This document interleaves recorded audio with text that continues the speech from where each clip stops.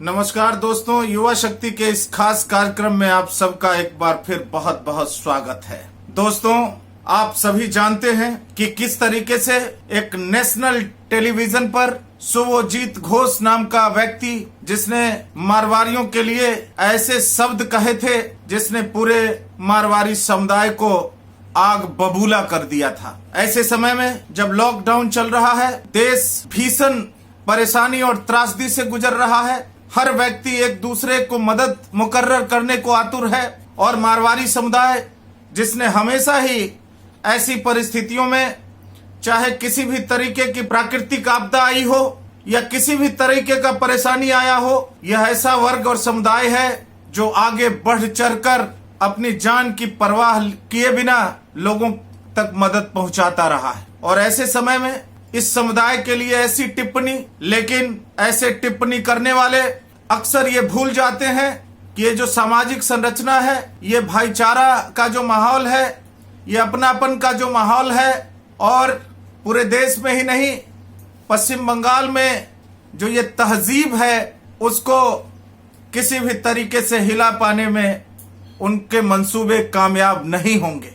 फिर सरकार ने, यहाँ की तृणमूल कांग्रेस की सरकार ने पूरी तरीके से इसको न केवल नकारा, बल्कि उनका ये बयान आया, यहाँ तक कि सुश्री ममता बनर्जी का भी बयान आया कि ऐसे लोगों को बर्दाश्त नहीं किया जाएगा और उस पर कार्रवाई होगी।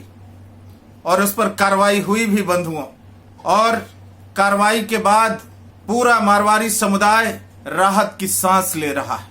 लेकिन आप सबको बताते हुए खुशी हो रही है कि इस पूरी कार्रवाई में, क्योंकि ये मामला दूसरी तरफ बढ़ गया था, इस पूरी कार्रवाई में मारवाड़ी समुदाय के युवा शेर मनमोहन बागरी की अहम भूमिका रही है। मनमोहन बागरी ने समय की नजाकत को देखते हुए, इसकी भयावहता को भांपते हुए, इसको जड़ से, इस समस्या का जड़ से समाधान खोजने की सोची, और उसने फूल बगान थाने में शुभजीत के नाम से न केवल एफआईआर दर्ज करवाया, बल्कि जब तक वो गिरफ्तार नहीं हो गया तब तक इसके लिए पूरे मनोवेग से ये शख्स लड़ता रहा। ये गौरव की बात है कि ऐसे मारवाड़ी समुदाय के युवा शेर मनमोहन बागरी हमारे साथ हैं।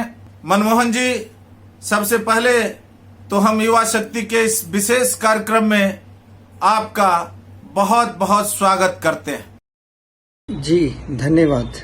मनमोहन जी, जिस तरीके से टीवी शो में मारवाड़ियों के लिए जो अभद्र टिप्पणी की गई, इसको आप किस रूप में देखते हैं? जिस तरीके से आप सब जानते हैं कि रिपब्लिक भारत में डिबेट के दौरान शुभजीत घोष जी ने मारवाड़ी समाज के ऊपर बहुत ही गलत प्रतिक्रिया की थी। उन्होंने कहा था कि मारवाड़ी लोग व्यापार करते समय गलत प्रैक्टिस यूज़ करते हैं, वो काला बाजारी करते हैं, ब्लैक मार्केटिंग करते हैं। ये जो आरोप उन्होंने लगाया, ये आरोप बहुत ही ज़्यादा गलत और अस्वीकार्य था। इस चीज़ को, इस तरीके के आरोप को हम स्वीकार नहीं कर सकते हैं। इतना बड़ा आरोप किसी समाज के प्रति या किसी व्यक्ति के प्रति लगाना अपने आप में बहुत बड़ा जुर्म है। इस टिप्पणी के बाद पूरा देश आग बबूला हो गया, फिर आपने क्या किया? ये टिप्पणी सुनने के बाद पूरे के पूरे मारवाड़ी समाज में बहुत ही बड़ा एक आग सा लग गया था। हम सब ये सोच रहे थे कि आज के युग में विश्व का ऐसा एक भी कोना नहीं है जहां मारवाड़ी ना हो, और विश्व का ऐसा एक भी कोना नहीं है जहां मारवाड़ी ने अपनी योग्यता सिद्ध ना की हो या अपनी सेवा ना दी हो। मारवाड़ी समाज हमेशा से ही अपनी योग्यता और अपनी सेवा के लिए पूरे विश्व में प्रसिद्ध है। आज के डेट में ऐसा कोई भी कार्य नहीं है जहां मारवाड़ी ने अपना लोहा नहीं मनवाया हो। इस तरह की टिप्पणी जब आई, मेरे तन और मन में आग लग गई। मैं ये सोच रहा था कि आज पूरे के पूरे भारत में मारवाड़ी समाज एक बहुत बड़ा इकोनॉमिकल बैकग्राउंड, बहुत ही बड़ा इकोनॉमिकल बैकबोन है। आज की डेट में हम वेल्थ क्रिएशन देश को करके सबसे ज़्यादा देते हैं। आज के डेट में टैक्स भी हम सबसे ज़्यादा देते हैं। सबसे ज़्यादा जॉब क्रिएशन हम करते हैं। आज के डेट में भारत में ऐसा कोई भी कोना नहीं है जहां मारवाड़ियों द्वारा धर्मशाला, स्कूल या अस्पताल या कोई भी और तरीके की सेवा की चीज़ें ना बनाई या दी गई हो। इनफैक्ट मैं ये भी बताना आपको चाहता हूँ, आज के डेट में पीएम और सीएम फंड में भी जितना चंदा आ रहा है सबसे ज़्यादा उसमें मारवाड़ियों का ही योगदान है। मारवाड़ी समुदाय ने हमेशा त्रासदी के समय हो या कोई भी ऐसी परिस्थिति आगे बढ़ चढ़कर इस विपत्ति से लड़ने के लिए कदम बढ़ाया है। और ऐसे समय में जब देश में लॉकडाउन चल रहा हो, कोरोना का कहर जारी हो, ऐसे समय में ऐसा बयान क्या दर्शाता है? आज देश में जिस तरीके की नफरत की राजनीति चल रही है, हिंदू मुसलमान बोल के लड़ाया जा रहा है, मारवाड़ी बंगाली बोल के लड़ाया जा रहा है, इस तरीके की राजनीति को हम युवाओं को आगे बढ़कर बंद करना चाहिए। हमें ये चीज़ मानना चाहिए कि हिंदू, मुस्लिम, सिख, ईसाई हम सब एक हैं और कोई भी कास्ट में हम होने से पहले हम इंसान हैं, हम मानव हैं और सब धर्म से पहले मानव धर्म सबसे बड़ा धर्म है। हमें मानव धर्म का पालन सबसे पहले करना चाहिए। आपस में धर्म के नाम पे नफरत की राजनीति नहीं करनी चाहिए। सबसे बड़ा सवाल कि चूंकि ये वक्तव्य देने वाला व्यक्ति सत्ताधारी दल का व्यक्ति बताया गया, ऐसे में आपको राज्य सरकार से, खासकर राज्य की मुख्यमंत्री ममता बनर्जी से और प्रशासन से कितना सहयोग मिला? मैं पूरे मारवाड़ी संगठन की ओर से हमारी माननीय मुख्यमंत्री ममता बनर्जी का दिल से आभार प्रकट करता हूं, जिन्होंने मेरे इस कंप्लेन को इतने सीरियसली तरीके से लिया और तुरंत इस पे प्रॉम्प्ट एक्शन लिया।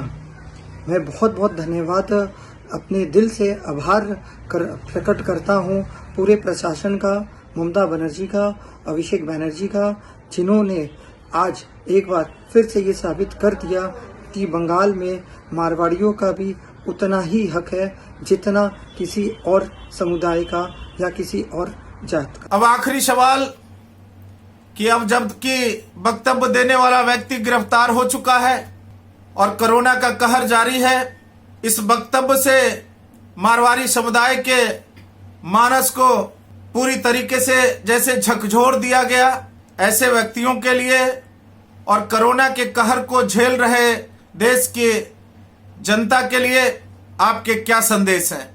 आप युवा शक्ति के माध्यम से उन्हें क्या कहना चाहेंगे? आज कोरोना के कारण पूरा भारत बहुत सारी मुश्किलों से घिरा हुआ है, बहुत सारे लोग तकलीफ में हैं। फिर भी मैं आप सब से यही रिक्वेस्ट करूंगा कि आप जितने भी तकलीफ में हैं, कृपया उसे थोड़ा और बर्दाश्त करें। हम आपके साथ हैं, भगवान आप के साथ है।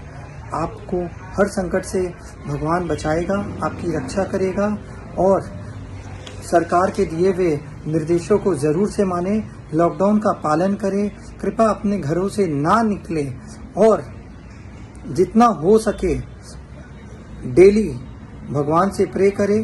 पॉजिटिव मैसेजेस व्हाट्सएप में, फेसबुक में छोड़ें, फेक मैसेजों से बचें और प्रशासन का पूरा साथ दें।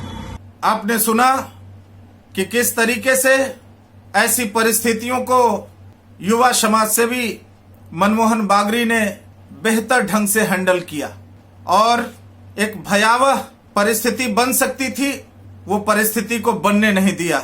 इसके लिए न केवल पश्चिम बंगाल बल्कि पूरे देश को ऐसे युवा समाज सेवी पर गर्व है। और मैं न केवल इस युवा समाज सेवी के लिए बल्कि तमाम ऐसे लोगों के लिए जो इस तरीके का कदम उठाकर देश में एकता का, भाईचारा का, सौहार्दपूर्ण वातावरण ला सकते हैं, उनके लिए मैं दो पंक्तियां कहना चाहूंगा।